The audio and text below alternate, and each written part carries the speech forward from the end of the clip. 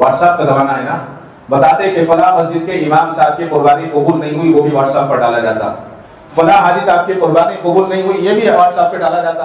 نبی اکرم صلی اللہ علیہ وسلم نے اپنی پیاری بیٹی حضرت بی بی فاطمہ رضی اللہ تعالی عنہا سے فرمایا، اے فاطمہ اٹھو، اپنے قربانی کے جانور کے پاس جاؤ، اسے لے کر آؤ، کیونکہ اس کے خون کا پہلا قطرہ زمین پر گرنے سے پہلے تمہارے پچھلے تمام گناہ معاف کر دیے جائیں۔ الا بذکر اللہ تطمئن القلوب۔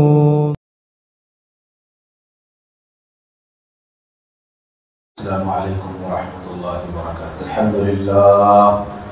الحمد للہ نحمده ونستعینه ونستغفره ونؤمن به ونتوکل علیہ ونعوذ باللہ من شرور انفسنا ومن سیئات اعمالنا، من يهده الله فلا مضل له ومن يضلله فلا هادي له، ونشهد أن لا إله إلا الله وحده لا شريك له، ونشهد أن سيدنا وسندنا وشفيعنا وحبيبنا ومولانا محمدا عبده ورسوله، أما بعد فأعوذ بالله من الشيطان الرجيم، بسم الله الرحمن الرحيم، وفديناه بذبح عظيم، صدق الله مولانا العظيم وصدق رسوله النبي الكريم، وعلى آله وأصحابه وأزواجه وذرياته وأهل بيته أجمعين، والحمد لله رب العالمين۔ آج بھی ہو اگر ابراہیم کا ایمان پیدا، آج بھی ہو اگر ابراہیم کا ایمان پیدا، آگ کر سکتی ہے انداز گلستاں پیدا۔ محترم حضرات، اس وقت ہم جیسا کہ گزشتہ جمعہ عرض کیا تھا، ذی الحج کے مہینے سے گزر رہے ہیں، اور الحمدللہ مناسک حج کے ارکان آج سے شروع ہو رہے ہیں۔ پوری دنیا سے مکہ المکرمہ جانے والے حجاج کرام حج کریں گے، لیکن جو مکہ نہیں گئے اور جنہیں یہ سعادت نہیں ملی ہے، ان کے لیے بھی اللہ نے عظیم سعادت رکھی ہے۔ وہ دو سعادتیں ہیں، ایک سعادت تو یہ ہے کہ جو قربانی کریں گے وہ قربانی کی سعادت ملے گی، اور جو قربانی نہیں کریں گے وہ عید کی 2 رکعت نماز ادا کریں گے اور اس خوشی میں شامل ہوں گے۔ اسلام کا اہم رکن جو ہے قربانی ہے۔ اس ماہ میں لاکھوں مسلمان اس فریضے کو انجام دیتے ہیں، اور حضرت سیدنا ابراہیم علیہ السلام کی سنت پر عمل کرتے ہوئے لاکھوں جانور اللہ کی رضا کی خاطر ذبح کیے جاتے ہیں۔ قربانی کی عبادت بندے کی اللہ تبارک و تعالیٰ کے ساتھ عشق و محبت کا مظہر ہے۔ ہونا یہ چاہیے تھا کہ بندہ خود اللہ تبارک و تعالیٰ کی رضا اور خوشنودی حاصل کرنے کے لیے اپنی جان کا نذرانہ پیش کرتا، مگر اللہ کی رحمت ہے کہ اللہ تعالیٰ نے جانوروں کو ذبح کرنا اس کے قائم مقام قرار دیا، اور جس شخص کو بھی اللہ تعالیٰ نے مالی وسعت عطا فرمائی، اس شخص کا قربانی کرنا جو ہے دینی فریضہ ہے۔ اور بہت بد نصیب ہے وہ آدمی جو باوجود مالی وسعت کے اس عظیم عبادت سے محروم رہتا ہے۔ یعنی بارگاہ الہی میں قربانی پیش کرنے کا یہ سلسلہ حضرت سیدنا آدم علیہ السلام سے شروع ہوا ہے، اور پھر حضرت سیدنا ابراہیم خلیل اللہ علیہ السلام تک ہوتے ہوئے نبی پاک علیہ السلام کے ذریعے یہ ہم تک پہنچا، اور جب تک قیامت قائم ہوگی تب تک یہ سلسلہ چلتا رہے گا۔ سورہ مائدہ کے اندر اللہ تبارک و تعالی نے مکمل اس کی تفصیل ارشاد فرمائی ہے۔ سیدنا آدم علیہ السلام کے بیٹوں حابیل و قابیل کا ذکر ہے اس کے اندر، مکمل قرآن کے اندر۔ دونوں کو اللہ کے حضور جو ہے قربانی پیش کرنی تھی، اور انہوں نے قربانی پیش کی۔ قربانی کیا پیش کی؟ حابیل نے ایک دمبا پیش کیا، بکرا پیش کیا، اور قابیل نے کچھ اناج پیش کیا جو اس زمانے میں اس وقت ان کے پاس موجود ہوگا، اور وہ پیش کیا، اور اس وقت پیش کرنے کا طریقہ بھی دوسرا تھا۔ ایک طریقہ تو اس زمانے کا طریقہ یہ تھا کہ جو قربانی دیا جاتا اس کو جو ہے پہاڑ پر رکھ دیا جاتا، پتھر پہ رکھ دیا جاتا، اور آسمان سے ایک آگ آتی اور اس آگ اس کو کھا لیتی، اس کو جلا دیتی۔ جس کو جلا دیتی وہ قربانی قبول سمجھی جاتی، اور جو آگ نہیں کھاتی تھی وہ قربانی مقبول نہیں تھی۔ لیکن اس وقت کیا ہوا، حابیل اور قابیل نے قربانی پیش کی، لہذا قربانی جب پیش کی گئی، حابیل کی قربانی جو دمبا تھا وہ آگ نے اس کو کھا لیا، اور قابیل کی قربانی وہیں پڑی کی پڑی رہ گئی، وہ ایسے ہی رہ گئی۔ معلوم یہ ہو گیا کہ ایک کی قربانی قبول ہوئی اور ایک کی نہیں ہوئی۔ اگر آج کے زمانے میں یہ مسئلہ ہوتا تو کتنی بے عزتی ہوتی۔ جی واٹس ایپ کا زمانہ ہے نا، بتاتے کہ فلاں مسجد کے امام صاحب کی قربانی قبول نہیں ہوئی، وہ بھی واٹس ایپ پر ڈالا جاتا، فلاں حاجی صاحب کی قربانی قبول نہیں ہوئی، یہ بھی واٹس ایپ پہ ڈالا جاتا، فلاں چیئرمین صاحب کی قربانی قبول نہیں ہوئی، یہ بھی ڈالا جاتا۔ لیکن اللہ تعالیٰ نے اس امت پر اتنا فضل فرمایا، اللہ تعالیٰ نے اتنا انعام فرمایا کہ ایک تو آگ سے بھی ختم کیا، اور اس قربانی کو اس امت کے لیے ہی حلال قرار دے دیا۔ اللہ تبارک و تعالیٰ نے اس قربانی کرنے والے کے لیے حلال قرار دے دیا، ثواب کا ثواب بھی مل رہا ہے، اللہ کی خوشنودی بھی مل رہی ہے، اور اس کے بعد جو قربانی کی جا رہی ہے اس وہ نعمت بھی اللہ تعالیٰ اس امت کو کھلا رہے ہیں۔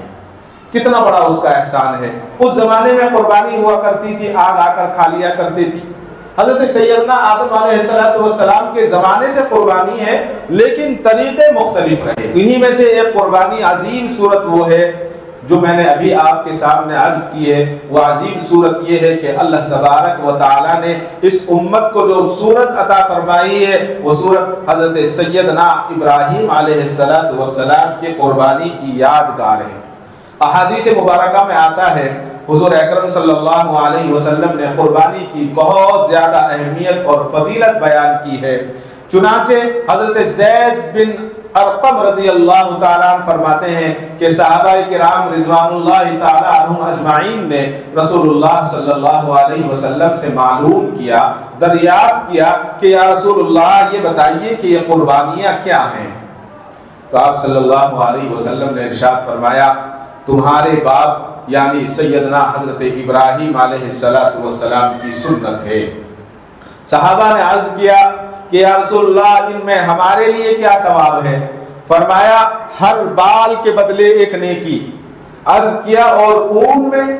اب اون میں کتنے بال ہوتے ہیں جو گول گول گول گول جیسا ہمارے یہاں کا بنور کا بکرا ہوتا ہے، اس کے اندر اون نکلتی ہے، بال جو ہوتے ہیں اس کے بنور کے بکرے کو جو بال ہوتے ہیں اس کو اون کہتے ہیں۔ تو فرمایا صحابہ نے پوچھا کہ یا رسول اللہ جس میں اون ہے اس کے تعلق سے کیا ہے؟ اون اتنے بال ہوتے ہیں کہ ہم اس کو گر ہی نہیں سکتے۔ تو اللہ کے نبی صلی اللہ علیہ وسلم نے ارشاد فرمایا کہ اس کے ہر بال کے بدلے بھی ایک نیکی دی جائے گی۔ اللہ اکبر۔ اس حدیث میں نبی کریم صلی اللہ علیہ وسلم نے قربانی کرنے کا کتنا عظیم ثواب فرمایا۔ جانوروں کے بالوں کے بقدر اللہ تبارک و تعالی اس بندے کو عطا فرمائیں گے، اللہ تعالیٰ نیکی عطا فرمائیں گے۔ دوسری حدیث میں آتا ہے نبی کریم صلی اللہ علیہ وسلم نے ارشاد فرمایا ایام قربانی انسان کا کوئی بھی عمل اللہ تعالیٰ کی بارگاہ میں قربانی کے جانور کا خون بہانے سے زیادہ محبوب نہیں ہے۔ سب سے زیادہ محبوب یہ عمل ہے، اللہ کو پسند ہے قربانی کا عمل۔ قربانی جتنی دی جاتی ہیں اتنی قربانی اللہ تعالیٰ کو پسند ہے، اور اللہ تعالیٰ جو ہے اس سے خوش ہوتے ہیں۔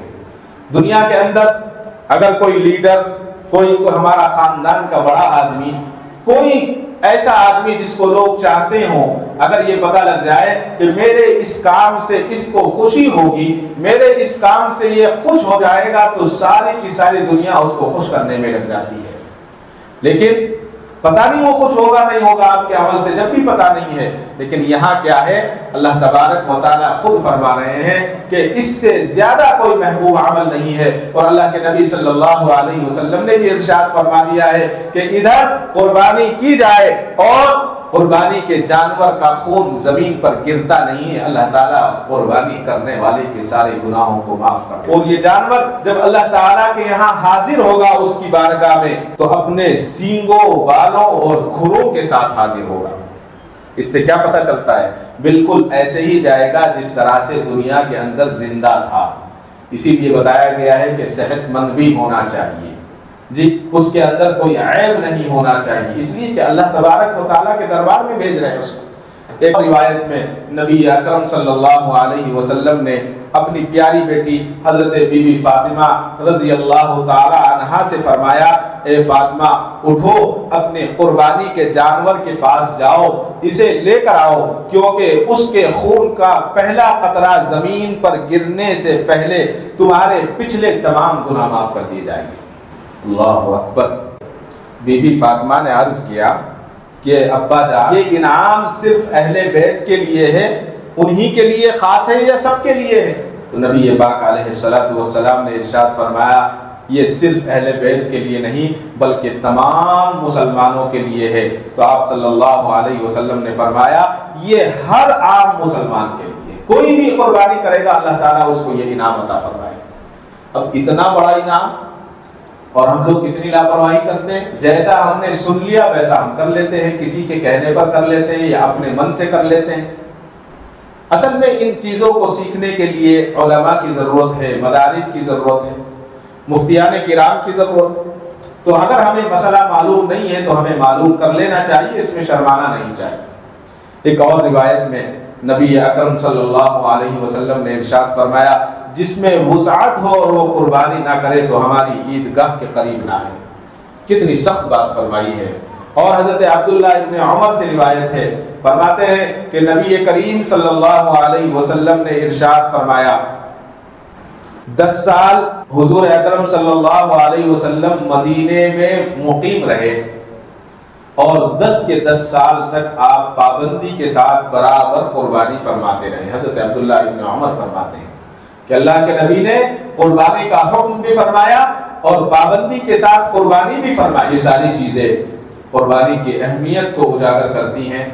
پتہ چلتا ہے کہ قربانی کتنی اہم چیز ہے۔ قربانی کا اندازہ لگانا ہمارے لیے بڑا مشکل ہے، بس نبی اکرم صلی اللہ علیہ وسلم کا ہر سال قربانی کرنا قربانی کی اہمیت اور اس کی تاکید کے لیے کافی ہے، اس سے زیادہ ہمیں اس کی ضرورت نہیں ہے۔ حضرت انس رضی اللہ تعالیٰ عنہ سے روایت ہے کہ نبی اکرم صلی اللہ علیہ وسلم سیاہ اور سفید رنگت والے بڑے سینگوں والے 2 مینڈوں کی قربانی فرمایا کرتے تھے اور اپنے پاؤں مبارک کو ان کی گردن کے پاس رکھ دیا کرتے تھے اور خود اپنے دستے مبارک سے قربانی فرمایا کرتے تھے، ذبح کیا کرتے تھے۔ اب یہاں کیا مسئلہ ہے؟ یہاں ایک نئے مسئلے ہیں ہمارے یہاں کیا کہتے ہیں کہ قربانی ہونی چاہیے تو جانور سامنے ہو، اچھی بات ہے، تو کہتے ہیں کہ جب تک لکڑی کا دستہ چاقو میں نہیں ہوگا قربانی نہیں ہوگی۔ گزشتہ سال بھی یہ بات آئی، کئی لوگوں نے پوچھا، ایسا کچھ نہیں ہے۔ کچھ لوگ تو ایسے بھی دیکھے گئے ہمارے محلے میں کہ اب چاقو لکڑی والا دستہ تو آتا نہیں ہے، تو ایسے بھی لوگ دیکھے گئے کہ اس کو چاقو کو لکڑی لگا کر اس کے بعد ذبح کر رہے ہیں جانور۔ عجیب بات ہے۔ ایک خاتون نے بتایا، کہنے لگے ہم بہت پریشان تھے، جب ذبح کرنے کا وقت آیا ہمارے یہاں لکڑی نہیں تھی۔ میں نے کہا پھر کیسے کیا؟ کہنے لگے ہم نے جھاڑو کے اندر جو ہے چاقو کو لگا کر جھاڑو کو پکڑ کر اپنا جو ہے بکرا ذبح کیا ہے۔ عجیب کہاں سے مسائل خود پیدا کر لیتے ہیں۔ اب بتائیے جھاڑو کو کیسے پکڑا ہوگا، کتنی مشکل سے اس کو دبایا ہوگا، کتنی تکلیف، خود کو بھی تکلیف، جانور کو بھی تکلیف۔ اور یہ نئے مسائل جو ہے ہم کہاں سے لاتے ہیں؟ یعنی کسی سے سن لیا اس پر فوراً عمل کرنا شروع کر دیتے ہیں۔ ایسا کچھ نہیں، بس یہ ہے کہ جانور کو ذبح کرنے سے پہلے اس کے سامنے چاقو کو تیز نہ کیا جائے، چاقو کو تیز رکھا جائے، دوسری جانب تیز کیا جائے اور قصاب سے صحیح پوچھ کر کہ کہاں سے کاٹنا ہے، اس کو کس جگہ سے ذبح کرنا ہے، ذبح کر لیا جائے تو بس ذبح ہو جائے گا دعاؤں کے ساتھ۔ اور جس کو دعا نہیں آتی اس کے لیے ضروری ہے کہ بس بسم اللہ اللہ اکبر 3 مرتبہ پڑھے، بلند آواز، اتنی زور سے پڑھے کہ جانور کے کان تک آواز پہنچ جائے اور پھر ذبح کر دے تو قربانی ہو جائے گی۔ یعنی کچھ نئی چیزیں ہم لانا چاہتے ہیں اور لا رہے ہیں، یہ سمجھ سے باہر ہے۔ قربانی کس پر واجب ہے؟ قربانی کے تعلق سے جو مسئلہ ہے وہی مسئلہ ہے کہ جو صاحب نصاب ہو، جو صدقہ فطر کے واجب ہونے کا نصاب ہے، یعنی عاقل ہونا، بالغ ہونا، مقیم ہونا، مسلمان مرد ہو یا عورت ہو، دونوں کے اوپر قربانی ہے۔ اب اس کی ملکیت کیا ہے ہمیں نصاب کا ہی پتہ نہیں ہے۔ حضرت والد صاحب رحمۃ اللہ علیہ ہمیشہ ایک وہ اپنا واقعہ سنایا کرتے تھے کہ بنگلور کے ایک بہت بڑے افسر، مسلمان افسر، پڑھے لکھے آدمی جو اپنے آپ کو ایجوکیٹڈ کہتے ہیں، رمضان میں انہوں نے حضرت کو فون کیا اور فون کرنے کے بعد کہا کہ حضرت ایک بات پوچھنے آئے۔ حضرت نے کہا بتائیے۔ کہنے لگے اس سال زکوٰۃ کا کیا ریٹ نکلا ہے؟ حضرت نے کہا کہ بھائی زکوٰۃ کا ریٹ ہر سال نہیں نکلتا، زکوٰۃ تو اللہ کے نبی صلی اللہ علیہ وسلم نے جو زمانے میں بتا دیا تھا وہی ریٹ ہے۔ یعنی ہمیں یہی پتا نہیں ہے کہ زکوٰۃ کا ریٹ ایک بار اللہ نے طے کر دیا ہے، بار بار طے نہیں ہوتا۔ قربانی کا جو مسئلہ ہے یہ بھی ایک بار بتا دیا گیا ہے کہ صاحب نصاب ہونا، صاحب نصاب ہونے کے لیے 7.5 تولے سونا، 10 تولے سونا ہوتا ہے بہت سارے لوگوں کے پاس، لیکن آج سونا بڑا مہنگا ہے تو بہت سارے لوگوں کے پاس 7.5 تولے سونا نہیں ہے، تو 52.5 تولے چاندی، اگر کسی کے پاس 52.5 تولے چاندی ہو تو اس کو بھی صاحب نصاب ہے، اس پر بھی قربانی کرنا واجب ہے۔ اب آپ یہ کہیں گے ہمارے پاس تو 52.5 تولے چاندی نہیں ہے، تو اس سے پہلے بھی میں نے عرض کیا تھا آج کے زمانے میں 52.5 تولے چاندی کی قیمت، ابھی چاندی کی قیمت بڑھی ہے بہت زیادہ اس مہینے، اس کے باوجود اگر آپ کے پاس 40 پر 5,000 روپے ہیں تو آپ پر جو ہے قربانی واجب ہو جاتی ہے۔ آج کے زمانے کے اعتبار سے اگر کسی کے پاس 1 تولہ سونا ہے تو اس پر بھی قربانی واجب ہے، صرف 1 تولہ سونا، اس لیے کہ 1 تولہ سونے کی قیمت آج 60 پر 5,000 روپے ہے۔ اور اسی طرح سے اگر کسی، اب ہم یہاں یہ کہیں گے کہ ہمارے پاس جو 45,000 روپے ہیں، ہمارے پاس تو 1 سال گزرا نہیں ہے، زکوٰۃ کے لیے یہ مسئلہ ہے کہ اگر 1 سال گزرتا ہے تو آپ کو زکوٰۃ ادا کرنی ہے، لیکن قربانی کا یہ معاملہ ہے کہ قربانی میں 1 سال تو دور کی بات، 1 مہینہ تو دور کی بات، 10 ذی الحجہ کو 45,000 روپے ہوتے ہیں آپ کے پاس تو آپ پر قربانی واجب ہے، اور اگر 10 ذی الحجہ کو نہیں، 11 ذی الحجہ کو نہیں، 12 ذی الحجہ کو بھی ہمارے پاس 45,000 روپے یا اتنا مالیت کا سامان ہے تو ہم پر قربانی واجب ہو جائے گی۔ یعنی اگر آخری دن بھی ہو رہی ہے تو مفتیان کرام یہ فرماتے ہیں کہ صاحب نصاب ہو جائے گا، اور جیسے ہی صاحب نصاب ہوگا تو اس پر قربانی واجب ہوگی، اس کو قربانی کرنا چاہیے، اور اگر وہ قربانی نہیں کرتا تو گنہگار ہوگا۔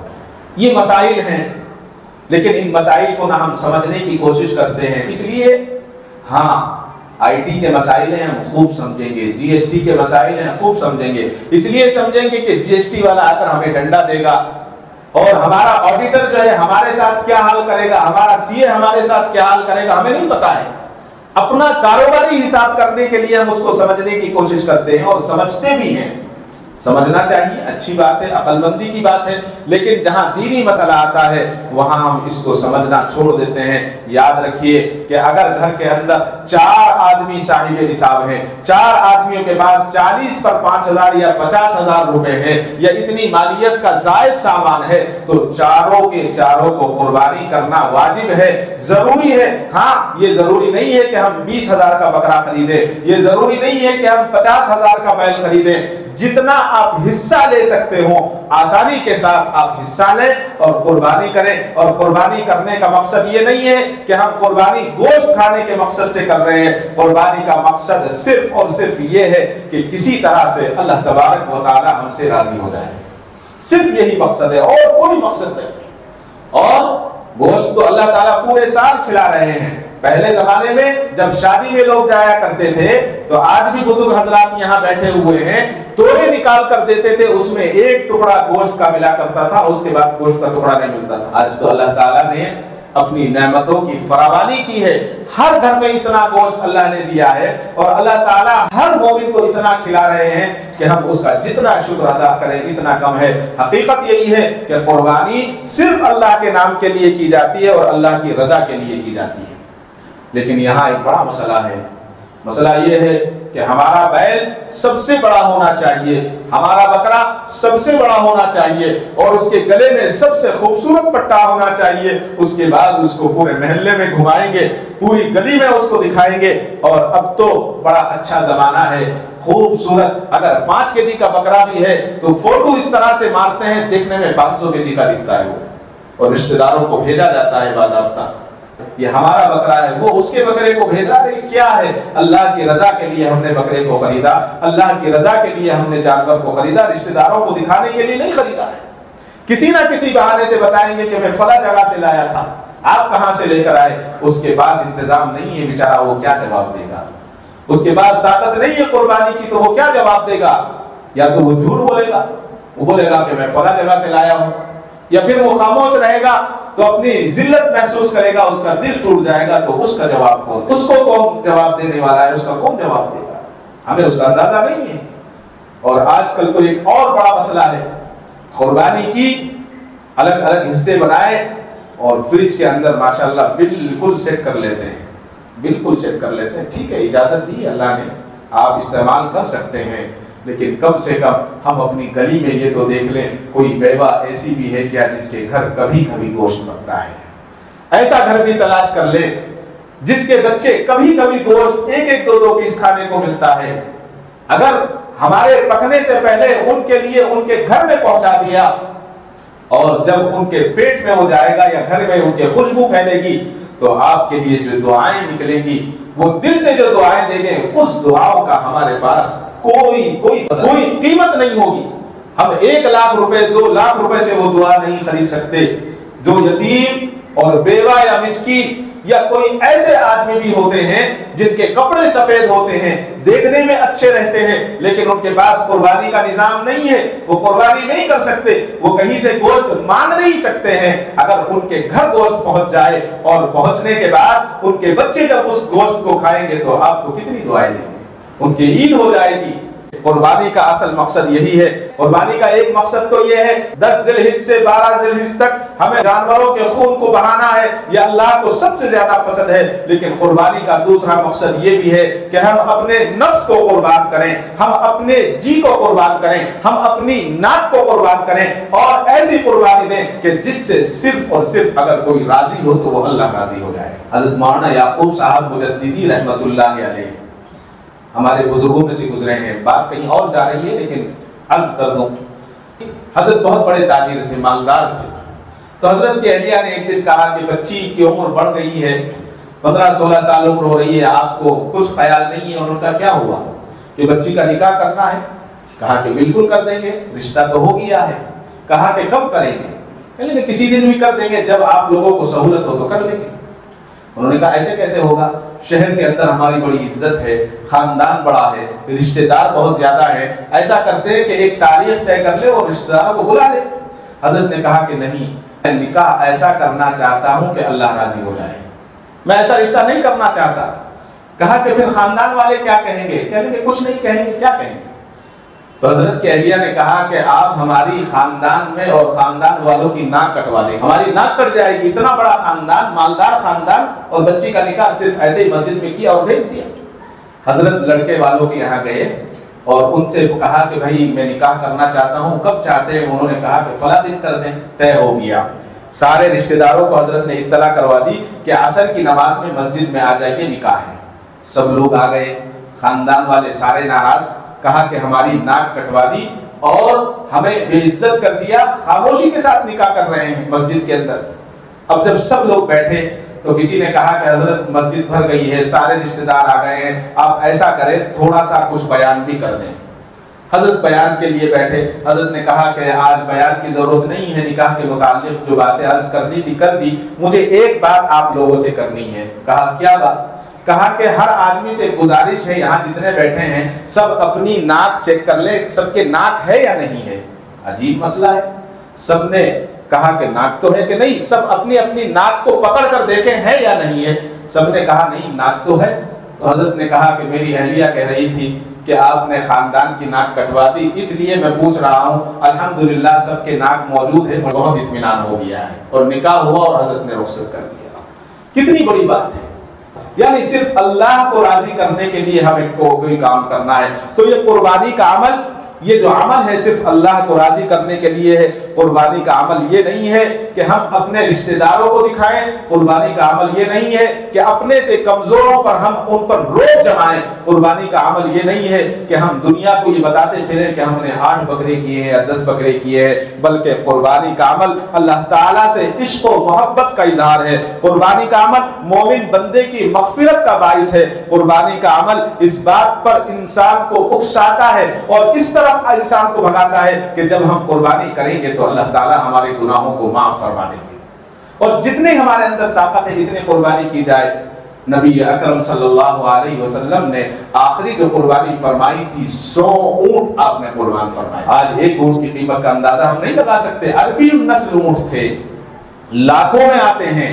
آج لوگ نہ عالم سے پوچھیں گے نہ حدیث کی کتاب پڑھیں گے. آج ایک زمانہ چل گیا ہے, لوگوں کا ایک طریقہ چل نکلا ہے. کوئی بھی بات ہوتی ہے تو دارالعلوم واٹس ایپ سے پوچھتے ہیں, واٹس ایپ سے معلوم کریں گے. جو بھی مسئلہ ہے اس پر سرچ کریں گے, کیا فائدہ ہے. سرچ آپ کریں گے تو وہاں قادیانی بھی ملیں گے, سرچ آپ کریں گے تو وہاں دوسری ویب سائٹیں بھی ملیں گی. ہزاروں نہیں لاکھوں ایسی ویب سائٹیں ہیں جو یہودیوں نے جس کو ڈیولپ کیا ہے, اور وہاں مسائل کو غلط طریقے سے بیان کیا جاتا ہے تاکہ مسلمان غلط طریقے میں الجھ جائیں اور الجھ کر جو ہے اس میں پڑے اور ان کی قربانیاں ضائع. بہت سارے لوگ آج ہمارے نوجوان کہتے ہیں کہ کیا ضرورت ہے قربانی کرنے کی, یہ پیسہ غریبوں کو دے دیا جائے, یہ اس پیسے سے اسکول بنا دیا جائے, اس پیسے سے جو ہے ہاسپٹل بنا دیا جائے. سارے کام ہونے چاہیے لیکن قربانی کا عمل صرف اور صرف یہ اللہ کی رضا کے لیے, کسی اور کے لیے نہیں ہے. قربانی کا عمل ہمیں کرنا ہی ہے. ہم قربانی کا عمل کریں گے, اس کے ساتھ میں دوسرے کام ہیں وہ سارے سال کرتے ہیں اور کرتے رہیں گے,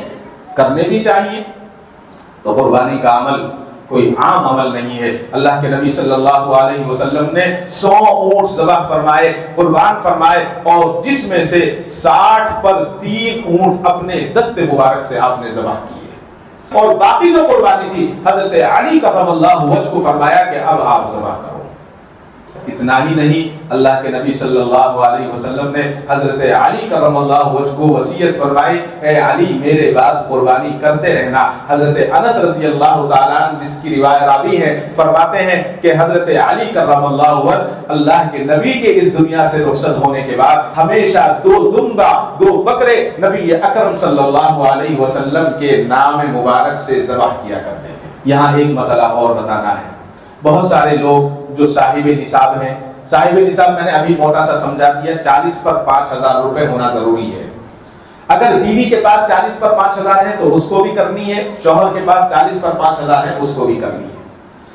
تو یہاں ایک مسئلہ یہ ہے, بہت سارے احباب یہ کرتے ہیں اس سال حضور کے نام سے کریں گے, اگلے سال دادا کے نام سے کریں گے, پھر والد کے نام سے کریں گے, پھر اپنے نام سے کریں گے. ایسا نہیں. علماء اور مفتیان کرام نے تفصیل یہ بتائی ہے کہ اگر جو صاحب نصاب ہے اس کے لیے ضروری ہے کہ پہلے اپنے نام سے کرے, اور اس کے بعد اگر اس کے پاس اللہ نے سہولت دی ہے تو پھر جس کے نام سے چاہیں اس کے نام سے کر سکتے ہیں.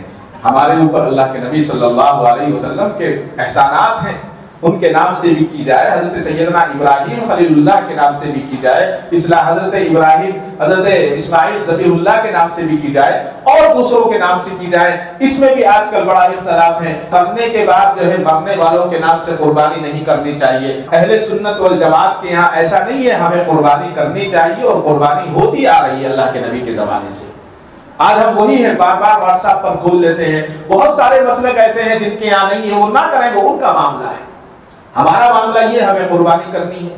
اسی طرح سے اب اس 2-3 دن میں ایک بڑا مسئلہ اٹھا ہے کہ ایک بکرے میں جتنی چاہے حصے کر لو, وہ ٹھیک ہے, وہ شیعہ حضرات کا مسئلہ ہے. یہ کیا ہے, ہم لوگ ویڈیو کو کاٹ کر اس کو ڈال دیا جاتا ہے. اہل تشیع کے یہاں کم سے کم 7 حصے ہیں ایک بکرے میں. شیعہ حضرات ایک بکرے میں کم سے کم 7 حصے اور زیادہ سے زیادہ 1000 حصے. اگر ان کے یہاں 10,000 روپے کا بکرا آپ خرید لیں اور کہیں کہ پورے گاؤں والوں کی طرف سے قربانی ہے تو ان کے یہاں ہو جائے گی, وہ ان کا اپنا معاملہ ہے. ہمارے یہاں معاملہ یہ ہے کہ ایک بکرے میں 1 حصہ, ایک بیل میں 7 حصے, ایک اونٹ میں 7 حصے, یہ ہمارا ہے. اس کے علاوہ ہمارا کوئی مسئلہ نہیں ہے. اور قربانی جو ہے عید کی نماز کے فوراً بعد سے لے کر 12 ذی الحجہ میں سورج غروب ہونے سے پہلے ہمیں قربانی کرنی ہے. اور اس قربانی میں معاملہ یہ ہے کہ اگر کوئی 12 ذی الحجہ کے دن بھی صاحب نصاب ہوتا ہے تو اس کو قربانی کرنی چاہیے. لیکن بار بار میں یہ ادب کے ساتھ کہوں گا کہ قربانی کا دکھاوا نہ کیا جائے, چاہے وہ بڑا جانور ہو چاہے وہ چھوٹا جانور ہو, اس لیے کہ ایک طرف ملک کے حالات ہیں اور دوسری طرف شریعت بھی ہمیں اس کی اجازت بلکہ یہ دیتی ہے کہ ہم قربانی کریں اور صرف اللہ کے لیے کریں. اب جو حضرات قربانی کر رہے ہیں ان کے لیے ایک مسئلہ ہے کہ جس طرح سے عید کے دن عید الفطر کی نماز سے پہلے گھر سے جانے سے پہلے میٹھا کھا کر ہم عیدگاہ جاتے ہیں نماز پڑھنے کے. لیکن یہاں مسئلہ یہ ہے بقرعید کے دن اللہ کے نبی صلی اللہ علیہ وسلم نے فرمایا کہ جب آپ عیدگاہ جائیں, عید کی نماز پڑھنے کے لیے جائیں تو بغیر کھائے پیے جائیں, کچھ کھانا پینا نہیں ہے, اور بغیر کھائے پیے جائیں, اور آنے کے بعد سب سے پہلے جو قربانی کرے اس قربانی کے گوشت سے ہی آپ کچھ تناول فرمائیں, اس کو کھائیں, یہ سنت ہے. اور صرف کھانا نہیں بلکہ فوراً کوئی جو آپ کے قریب میں مسکین ہو, یتیم ہو, ان کو بھی آپ پہنچا دیں تاکہ جب وہ گوشت تقسیم ہو تو وہ لوگ بھی اس میں شامل ہو جائیں اور ہم بھی شامل ہو جائیں. یہ قربانی افضل ہے. اور قربانی کا گوشت خود بھی کھانا, رشتہ داروں کو کھلانا, یہ بھی بہت افضل ہے. حضرت شیخ زکریا رحمۃ اللہ علیہ, شیخ الحدیث کے نام سے جن کو ہم جانتے ہیں, ان کا یہ معمول تھا کہ قربانی کا گوشت پورے سال کھایا کرتے تھے اور کھلایا کرتے تھے. اب پورے سال کس طرح سے ہم کھا سکتے ہیں؟ ہمارے ساؤتھ میں گوشت کو سکانے کا, کباب بنانے کا طریقہ ہے.